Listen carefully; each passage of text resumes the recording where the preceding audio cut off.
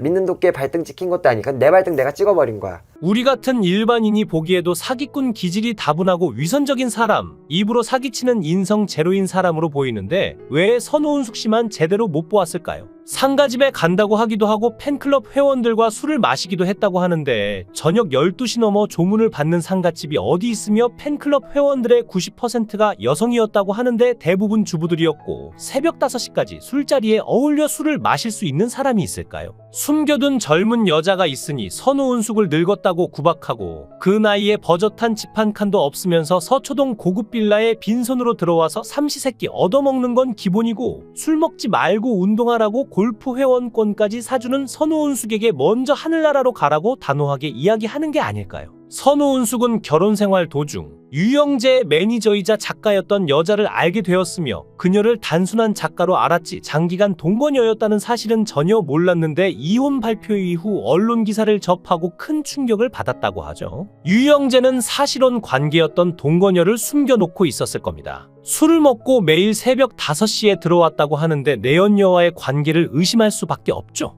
유영재는 선호은숙에게 당신 죽으면 내가 장례를 잘 치러줄 거잖아라는 충격적인 말을 하였고 이 말로 인해 시청자들은 유영재가 선호은숙이 죽기를 바라나 보다 심지어 저러다 아내를 죽이고 보험금 타먹겠다는 댓글도 있었죠. 아, 내가 한 살이라도 더 오래 사는 게 좋은 게 어? 그래도 자기를 이렇게 보낼 사람이 있는 게 얼마나 좋아. 남겨진 사람의 아픔을 자기가 모르지. 내가 하면 더 오래 살겠다는 욕심 때문에 그런 게 아니라 자기를 잘 보내고 또 주변에 아는 사람들 자기 많잖아.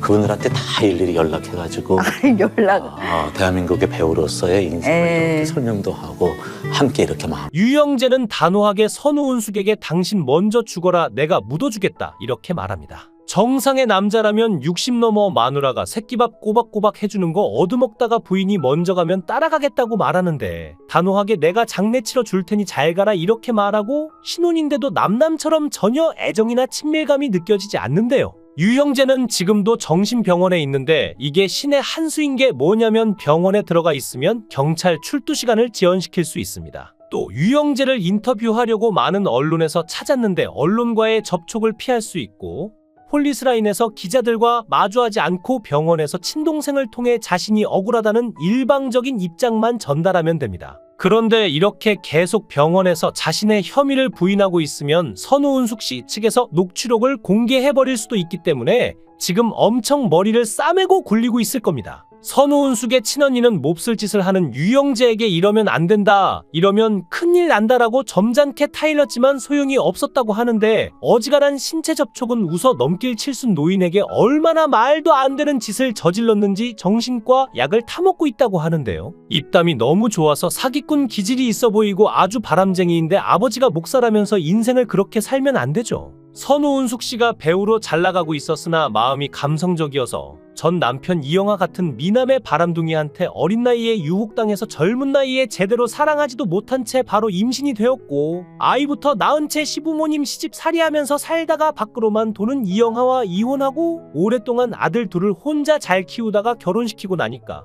혼자 된 외로움이 몰려와서 유영재 같은 빈털터리 사기꾼이 목사 아들이라면서 유혹하여 신앙생활을 잘 해준다고 다짐받고 혼인신고부터 하자고 유혹하며 졸라서 그렇게 재혼을 했는데 그놈이 그렇게 천하의 바람둥이일 줄 누가 알았겠습니까? 중요한 건 유영재는 선호은숙을 사랑하지 않았다는 것이고 하찮게 여기고 우습게 어겼죠. 그저 부자인 여자 만나서 부유하게 생활비 걱정 없이 살고 여자 유명세에 엎혀서 자기 주가도 올리고 먼저 죽으면 상속이나 받으려고 했는데 선호은숙을 보면 사랑에 애정에 목말라 있는 듯 보였는데요. 선호은숙 씨 친언니가 최근에 경찰에 출석해서 피해자 조사를 받았죠. 지난 20일 날 친언니가 유영재 씨를 고소를 했으니까 그 이후로 한 10여일이 지나서 이렇게 친언니가 경찰에 조사를 받았는데요. 너무 놀라운 점은 뭐냐면 언니가 피해 내용을 상당히 구체적으로 진술을 했는데 현행범으로 그 자리에서 구속되어도 뭐라 말을 못했을 정도의 심각한 수위였다고 합니다. 언니는 유영재에게 지난해부터 5회에 걸쳐 당한 이 같은 불미스러운 일에 대한 녹취 파일, 공황장애 진단서 등을 증거로 제출했고 진술 내용도 구체적이었던 것으로 전해졌죠. 사실 처형을 추행하는데 최대치라면 상상만으로도 당사자가 얼마나 불안하고 두려웠을지 가늠이 안 되는데요. 유영재 씨가 일반 병원도 아닌 정신병원으로 제 발로 걸어 들어간 가운데 빚이 10억 있어도 갚아주겠다던 선우은숙 씨는 변호사를 통해 유영재 씨에게 정신적 피해 보상에 대한 위자료를 청구했다고 밝혔습니다. 그런데 유영재의 재산과 관련해서는 지인분들의 증언에 따르면 재산이 상당히 없는 편이라고 합니다.